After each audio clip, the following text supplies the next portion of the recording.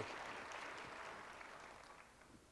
I don't think it's possible to understand America apart from realizing the role that the providence of God played in this country.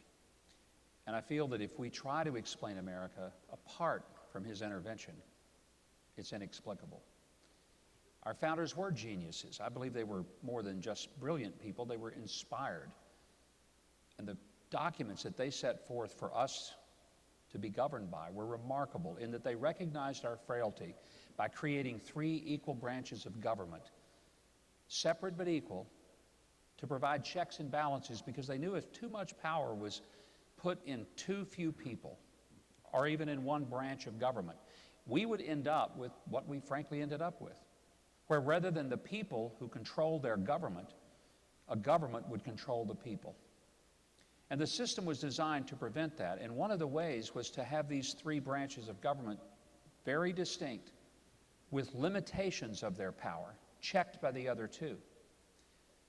I'm convinced that one of the great failures of the last 70 years is we've had executives in the executive branch who have simply surrendered the entire power of the executive branch to the judicial, under the idea of judicial supremacy, that if the court rules that that's it, and it's the law of the land. But my friend, it is not the law of the land if the court rules, because the court cannot make law. Only the Congress.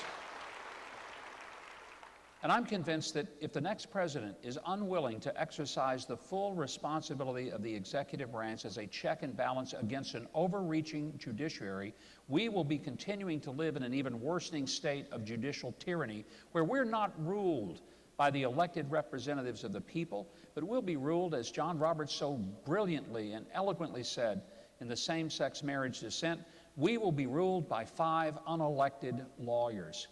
And that is not a constitutional expression of our government.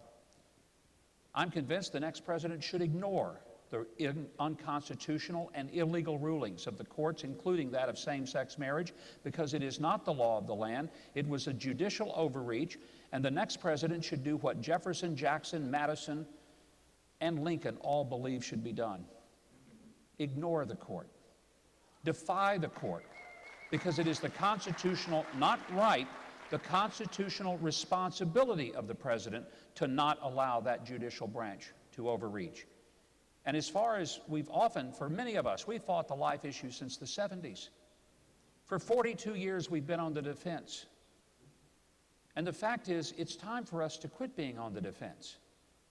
The next president should say, not we have to pass a constitutional amendment, because we don't. We simply accept the Constitution as we currently have it. And we invoke the Fifth Amendment, which guarantees due process before you can deprive any person of life or liberty, and the 14th that guarantees equal protection under the law. And we simply say there will be no abortion because that unborn child is a person. And if it is not a person, it is entitled to no due process. I finish with this. If that sounds radical to you, if that sounds bold to you, so be it. But it is radical that we have eliminated 60 million unborn children in this country, and we have pretended that there's nothing we can do about it. The truth is, we can stand up not for a constitution we want to rewrite, but the one we have, and stop this slaughter. And then when we actually say, God bless America, he might be able to do it, because we will have stopped the infanticide of abortion in this country.